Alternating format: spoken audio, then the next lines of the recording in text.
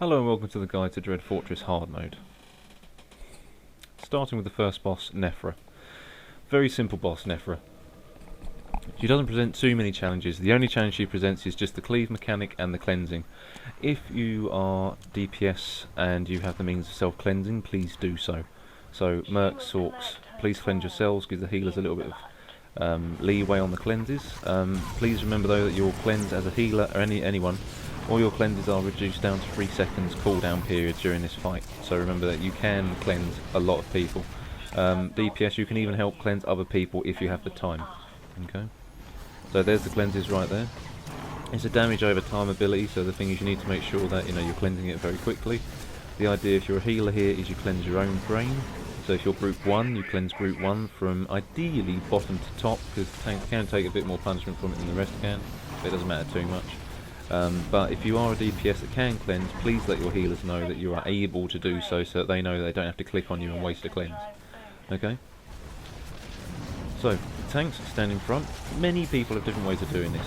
The golden rule here is the fact that it must face away from the group. The cleave must hit 2 people, alright, must be NEFRA's preferred targets, and it hits those 2 preferred targets. And they share the cleave damage equally. If one person wasn't in front and only one was, then that person takes all of the damage rather than being halved, and it will kill them. So, as you can see here, we're doing it at the stairs. Stairs is the more ideal way and my preferred way of doing this. And the reason why you do it this way is because you can stay on one side of the stairs, and then if the droid, the ad that comes in, which I'll get to in a minute, does come up to the tanks, all you need to do is mad dash to the other side, or you put a phase walk down the other side and you can just jump across. It's easy to just go from right to left of the stairs, then left to right, right to left to right. If you're at the column, you've got to run out the column, you've got to run around the side, go over a little bit, and you sort of end up pushing the boss a little bit too far out the way. The stairs is a much more viable and a bit more of a controlled area to tank it, but it doesn't matter. If you're a person that prefers the column, use the column. It can be done any way. To be honest with you, it can be done any way you want, but the stairs is the more commonly used because it's just a little bit simpler. So, the ad, when it comes down, you want to have one ranged DPS, still stay within range of NEFRA to do damage, but be far away enough that they can cause some damage to the ad to take it away from the group. But please be aware, if it lands and targets a tank the second it lands, it will go to the tanks, you will not be able to get it back. You would be able to get it back if you had a taunt, but most of the time you don't, obviously because you're ranged, no one has ranged to taunt.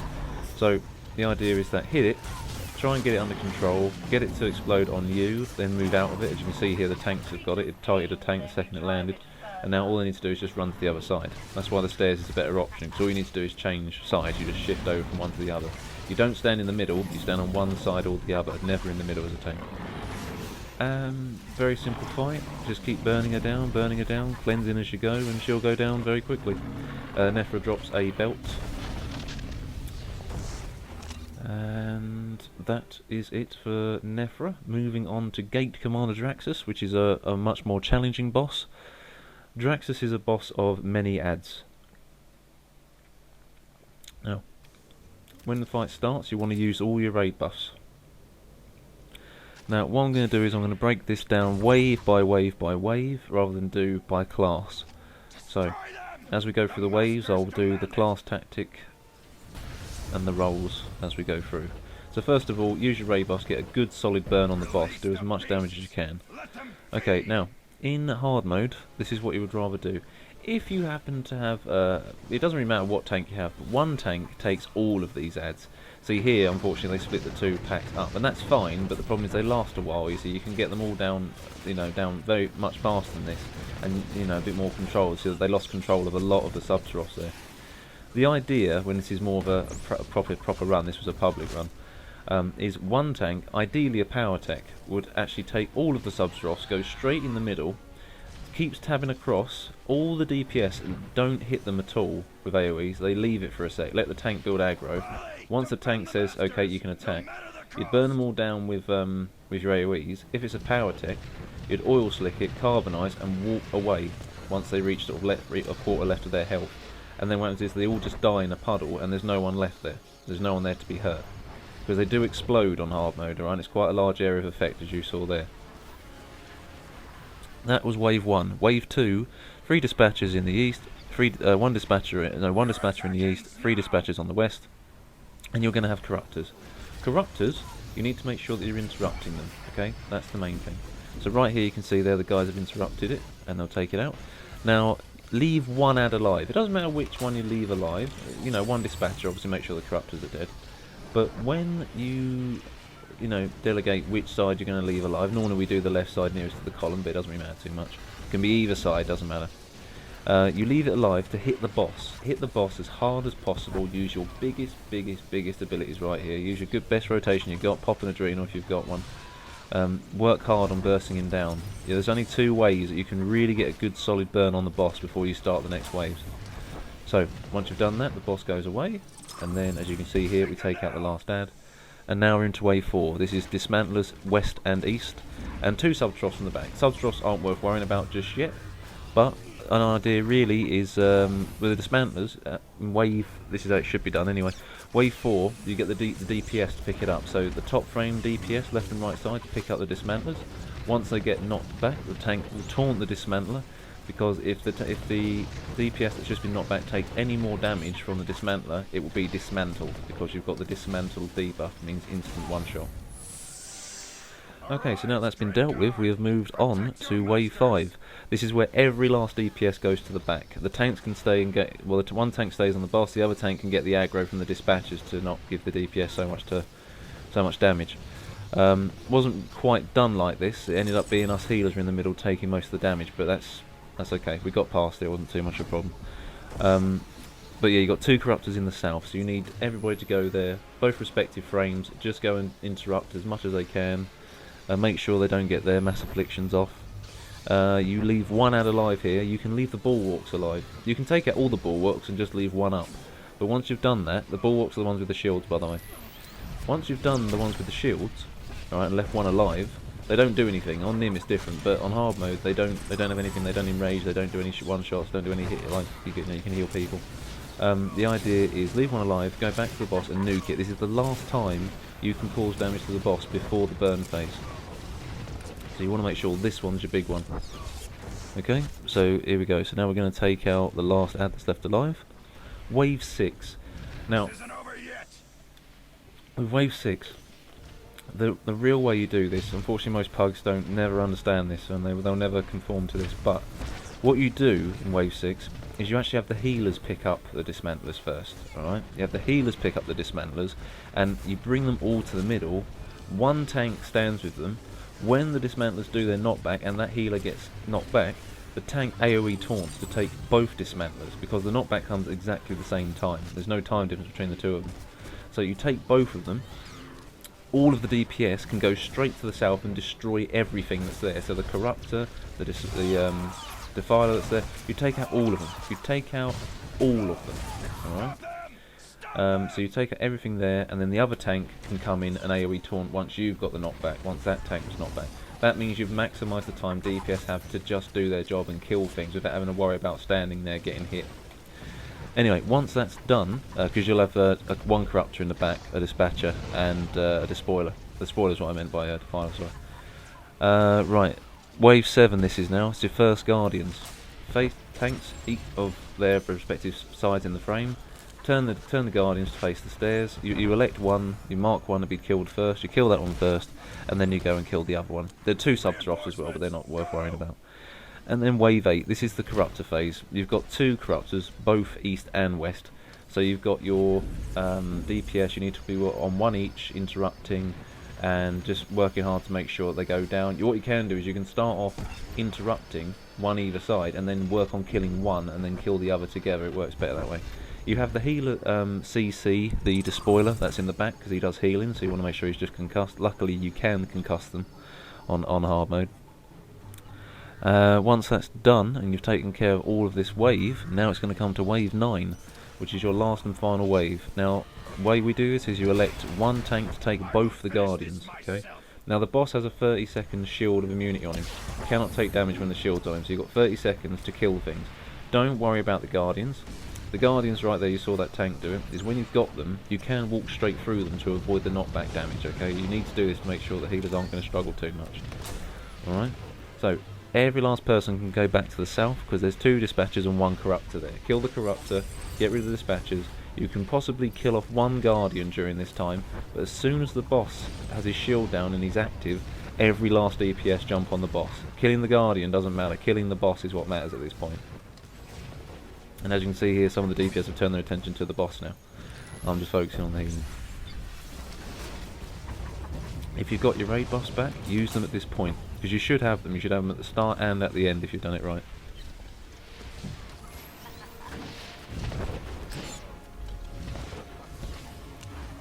And here we go, so everyone's going to burn on the boss. There are grenades as well, the poison grenades he throws out for the healers to cleanse, or if you can cleanse yourself, that helps. Just don't stack up if you can avoid it. And there you go, that's Cake Commander DRAXXUS. Next boss is a lot simpler, THOK, who feeds the forge. He's a cybernetic rancor. Very simple boss, very simple. If you've done this in story mode, it's exactly the same for hard mode. The only difference in hard mode really is he has got a drastically lesser enrage timer, so it's a little bit of a DPS check, but it's not that bad. So, this fight, what you've got is you've got THOK himself, him/herself. What happened is you've got the boss and you want to try and keep it, it's in the sort of middle plus sign, you want to try and keep it there. Once you know where the magnet's going to be, anticipate the path, work it out, bring the boss to the applicable location so that he will go under the magnet when Pipe Smash happens. Do not put the boss underneath the magnet when Pipe Smash has not happened. Okay, if you do this, it will end up that yes, you've managed to get the boss underneath it and you have had a DPS debuff on him, but what happens is, of course, when Pipe Smash does come, on hard mode, Pipe Smash does a lot more damage and interrupts you and knocks you into the air. So, for casting classes, it's an absolute pain. And here's Pipe Smash, and you see the tank is now going to go and drag it in there. Wasn't anticipated very well, because ideally you want to try and get 1 Pipe Smash at max, ideally. So, once you get into a rhythm, it's always fine. The first couple of Pipe Smash's tanks is it's always going to be off the beaten track. So you see you've got the 4 squares. The first one's either going to be that side where he is now or the opposite side, but the rest of them will always be within those 4 square radiuses. This is why you keep him in the middle and you just rotate accordingly and position him where he should be. The Mine Droid has a lot more stacks this time, okay? It will carry on for a fair bit longer than on story mode, and the idea is that with the molten rock that comes up under you, now ideally you want to try and go and put it under the boss, or at least around the boss close to it, so that the off tank can go and bring all the ads and burn them inside it, and everyone can AoE at the same time. It gets rid of them very, very fast. Like you can see here, people are doing right now. So you see the tank, he's moving, you know, he's trying to get the location. And this is what you need to do. If you are a tank and you're a little bit apprehensive about doing this, practice it a couple of times in story mode, because you've got less downside to, you know, making any mistakes. So as you can see there, bang on, he got it straight away. So he was right in the right position, Pipe Smash happened and click, bang, it's gone up into the air. This is exactly what you want. Now, if you've done Kephis from Terror from the Beyond, it's a similar thing with the towers, where the boss, when it's been magnetised like that, it'll end up with a debuff that will increase damage taken. So when the boss has indeed been caught by the magnet, this is when you really want to start really going hard with the DPS, and then even the healers, I would suggest throwing some DPS as well. There's nothing wrong with putting some dots on the boss during that, because it will do double damage.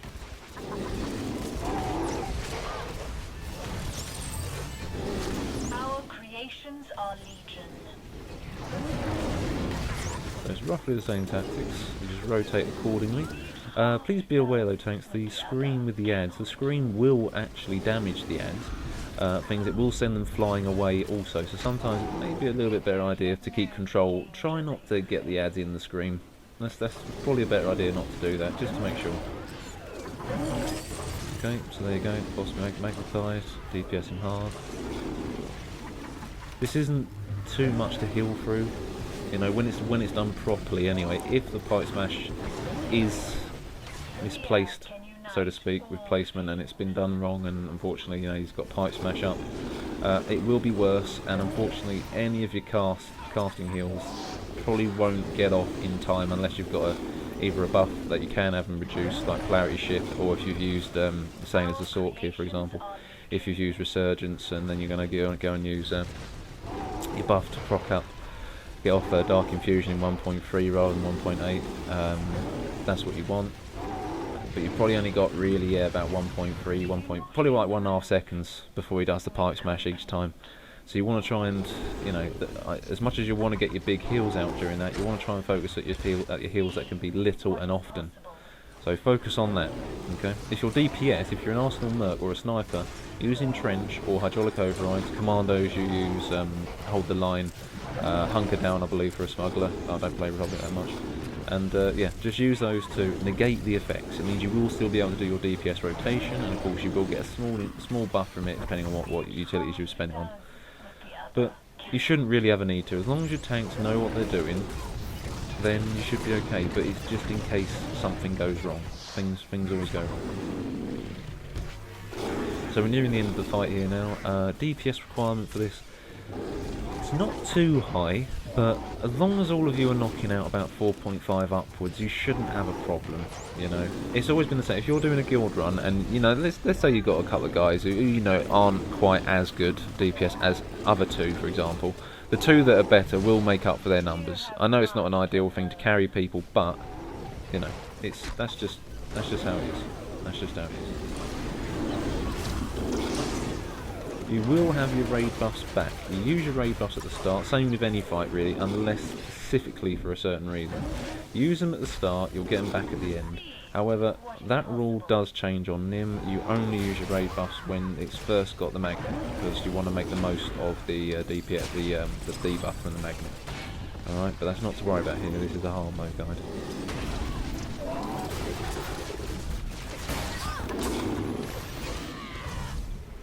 You can see here that Pipe Smash has actually gone off.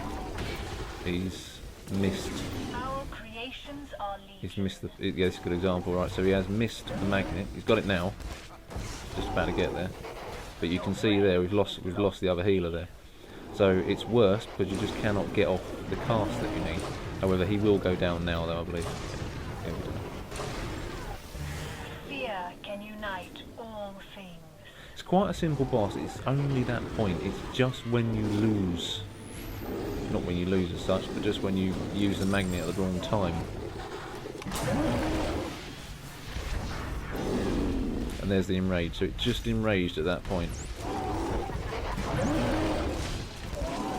Luckily that goes down now. So yeah, a little bit of a DPS requirement, but not too bad. We did lose one guy there, so fair enough.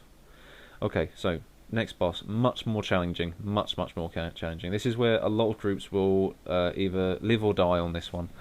If you get past Corruptor, it's a good sign. If you don't, then, you know, DRAXXUS is bad enough, but Corruptor 0 is a much worse boss to deal with. So, this fight, I've made sure that I've got the entire fight to show you on this one. So, straight away, tactics for this fight. This is a big tanking procedure, this fight. So, for tanks, the idea here, the most commonly used and efficient means of dealing with the ads is one of the most basic / advanced tactics for tanks is line of sight, LOS. So what will happen here, you elect one corner. Now, we actually use one corner, but you can use two, it doesn't really matter too much. Now, you bring Corruptor 0 to a corner like we're on right now. You put your raid buffs on, same as any other fight. And you work hard to keep him there, okay? And everyone works hard, DPSing. When the ads come in, we rotate around the corner. The tank that does not have the boss taunts those ads that are ranged, and they're ranged at the moment, you see. So, you taunt the ranged ads, and they'll come around the corner because you broke line of sight, and they will follow you. And then everyone can just AoE them down like that. Ranged DPS can handle the ads. If you've got an imbalance though between melee and ranged, you need these ads dead. You can't have them alive forever. The D13 and D15 corruption droids do throw out a couple of nasty abilities. One's got like a full auto ability that he does, the other one's got a stun ability that he does. The stun one's worse than the other one, but the other one does do a decent chunk of damage. It is a cast. It can be interrupted and it can be stunned. So once you see the big droids, D13, D15, DPS interrupt them, okay? Now, you'll get anti-gravity missile as well, which is what you just saw there. Sorry, grenade. The anti-gravity grenade, anyone caught within the grenade radius, the boss will end up lifting you up, and what happens is the boss will turn to you, knock you back, and it will do a lot of damage to you. Alright? It will jump around whoever's been caught in it and do a lot of damage. The missiles that come down aren't really anything worth worrying about. You can just put down Revivification, Cult Grenade, that sort of stuff. Both of those deal more healing than that does damage. So it's very easy to heal through it. You want to make sure you get out of the gravity though. Okay, now the main thing about this fight here is the concussion mine. The concussion mine that gets sent out does more and more damage the more times it pulses, so the more stacks it gets, the more damage it does. Now, how you eliminate the grenade and everything attached to it is you all stack on the boss, like you can see here. The mine must pulse onto the boss. It needs to hit the boss for it to be cleansed off of your person. So that's what you need to do, is you need to make sure that you're all close to the boss and have it all cleansed off that way. Now, tanks, during each phase of the boss, because he has a melee and a ranged stance. If he's in melee, the ads are ranged. If he's in ranged, the ads are melee. Alright? When the ads right now are in melee, right, they're actually ranged at the moment, but when they're melee, you don't need to run off and taunt them, they'll come to you, okay? You can pull across the repair droids, that's fine, but the rest of them will literally come up to you. So you let them come up to you, taunt them just before they get to the boss, and then you've got them all, and everyone can just kill them. It's only the ranged ones you really want to taunt and make the effort with, okay? Don't forget this, tanks, because this is quite a struggle for tanks, right? Is the DPS, right? You're just helping them out. It's still up to the DPS to kill these things, alright? You're not the one that's killing them, you're the one that's just trying to huddle them together to make it more efficient for them, okay? The DPS, remember, without you killing them, the fight is over, alright? We can't survive with the ads up for all too long, there's too much pressure. They will target healers first as well, because we put, you know, healers going to pull a lot of aggro for one thing, but also it's just normally it's the first thing they see, it's just the healers. So, bear that in mind, but this corner and the opposite side, doesn't matter which one you use, but you can just use this corner, is all you do is rotate around it. So if the ads where they've come from right now stay where they are, if they were where we were right now, we would spin around. We would go around the corner, and then the tank would taunt them, they'd come and follow us, so on and so forth. I think I'm about to get knocked there. Yeah, I did. Got caught in it. Anyway, so that's the main thing, tanks, is just keep on. Well, you want to swap around 2 to 3 stacks as well. Maximum 4. I wouldn't really want to push it more than 4. It's a lot of damage to deal with. So when you get your stacks, which is the yellow debuff there in the top left, you can see on the tank. When he does chest laser when he's in ranged, or slash when he's in melee, you'll end up with a couple of debuffs. Alright, these need to be cleansed off you once you've got them. This is unified beam now. The difference from story mode here is there are ads, okay? You need to taunt the ads, bring them in, AoE them all down. Now, remember this about the beam, guys, alright? The beam actually only travels in 2 different directions. It's not 4, it's 2. You see? Because it's just from either end. People get freaked out by this and people end up dying. All you need to do is just rotate around one corner 2 directions. And that's all you need to do. Look at your mini-map and you'll see the red dot and you just rotate around one corner the whole fight.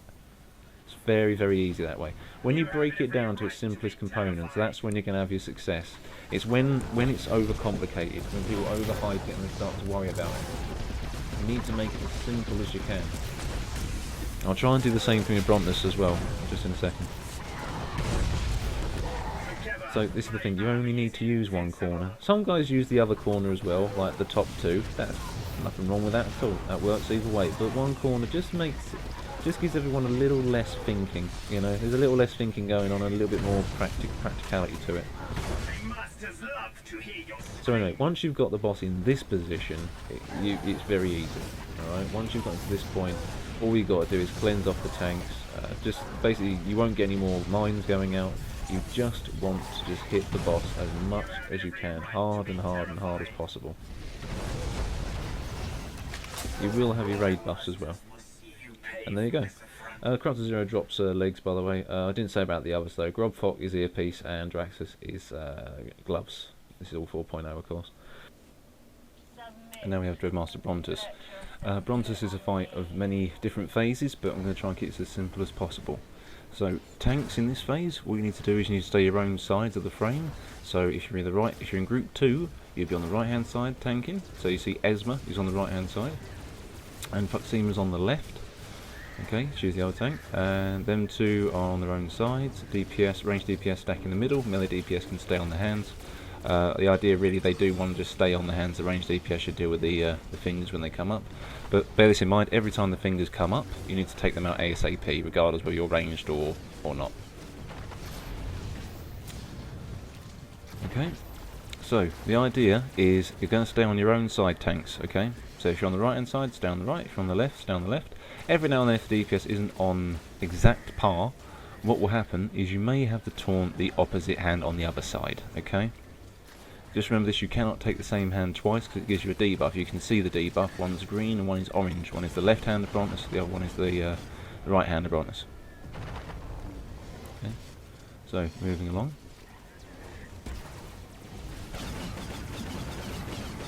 Phase 1's fairly simple.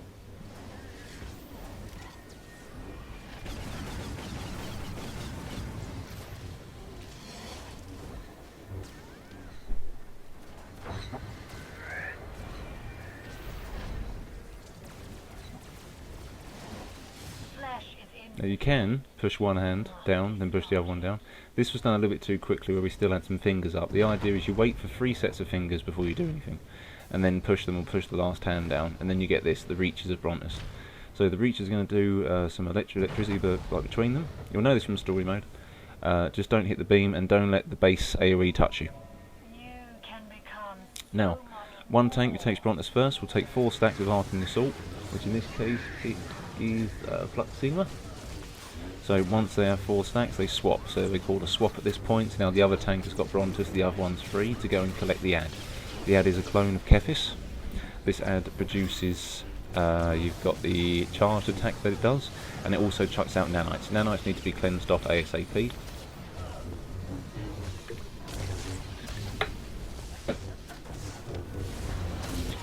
Just like that. Please bear in mind, healers, that your cooldown is still reduced. Try and focus on your own frames so you don't accidentally double cleanse. Now over time you get good with this. You can anticipate when the Arcane Assault's going to hit and then save Innovate or save all your main group healing for that one, just because it's an instant, not instant, but it's a pretty quick cast.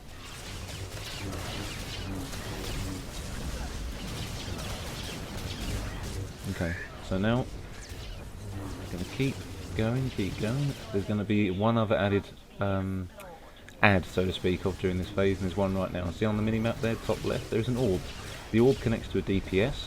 Now once the orb reaches around 16-17 stacks, ideally 17, you will pop the orb with a cooldown on, okay? There are a few things you can do to cheese it as well, like Mad Dash and things like that. And now here comes another one. Now this is where things get a little bit intense, because the healers are not just worrying about the tanks now, they're having to worry about the DPS taking damage from the orbs. So this is where things get a little bit more hectic. Now leave Brontes at 55%, wait till Kefis comes down, kill Kefis, then push the boss. If you did it too early you could end up with Kefis around before you go to the Clockwork Lightning phase, and you do not want that. It makes it a lot worse, a lot worse.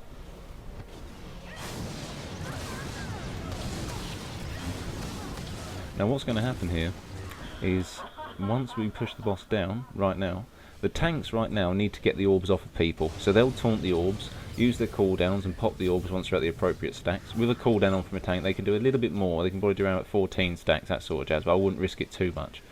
Alright, now the DPS kill number 1 position, so where 1 o'clock would be, they kill the ad there, 1, 2 o'clock. Then go around, you know, as per normal. I'm sure you know this from story mode.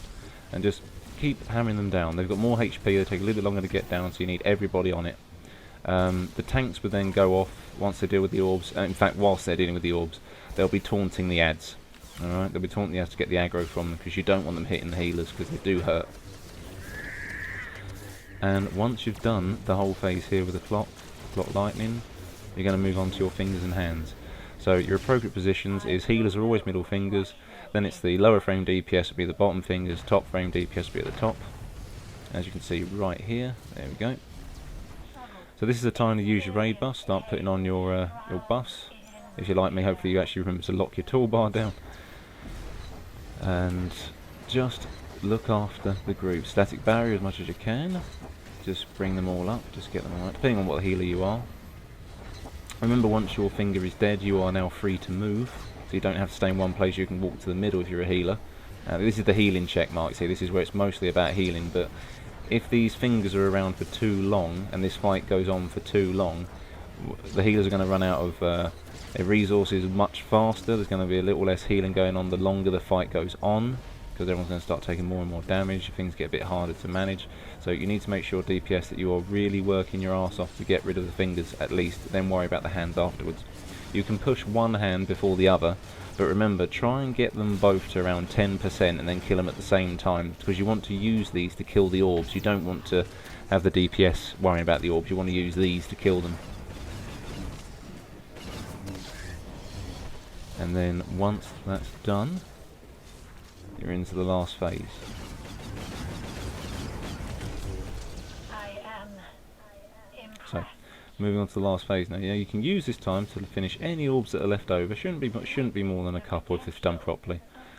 Now, as you're a Sork, whatever you are, use this time to build up your stacks. Just get your stacks of Force Surge, get your stacks of gas, just get anything you need. Put HOTS on the group for an operative, all that jazz. Tank-wise, one guy taunts, the next one says swap, swap, swap. It's all about keeping control. It's the same thing as story mode, keep control. But every last person in this group needs their back against the wall. Okay?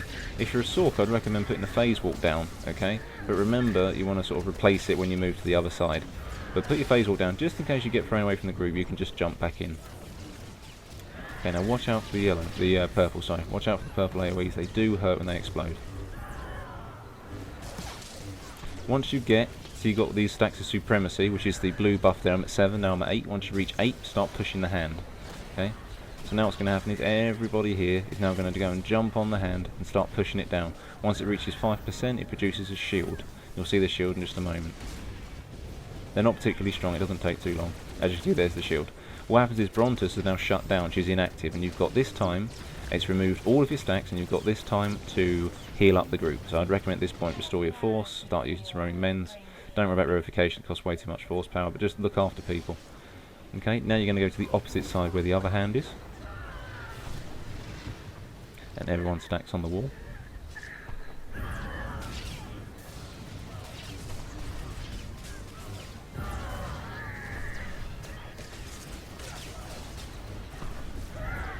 And now we're taking on stacks of Supremacy. So we're up to 5 stacks. I'm sort of midway ready for the position because I knew it wouldn't take long. 6 stacks, 7 stacks, going to get ready soon. And now we start pushing the hand. Okay, so the guys are going to start jumping over and we're going to push it down pretty quickly. And this is the last time you get to do it. One guy dies here, we do get him up.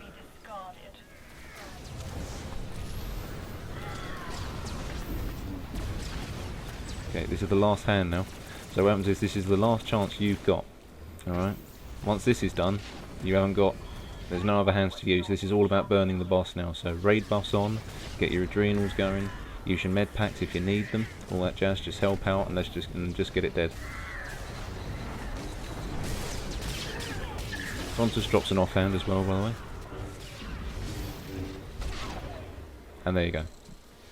That is Dread Master BRONTES done, and that is the conclusion of Dread Fortress on hard mode. It's a tough fight.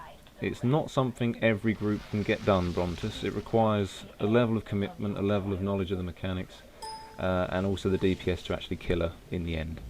So, thank you very much for watching. This has been a tactics video from the guild Nightmares on the Red Eclipse EU. We're a small guild focusing on quality rather than quantity. So if any more questions, please follow the link in the description, and thank you very much for watching, and have a good day. Thank you very much.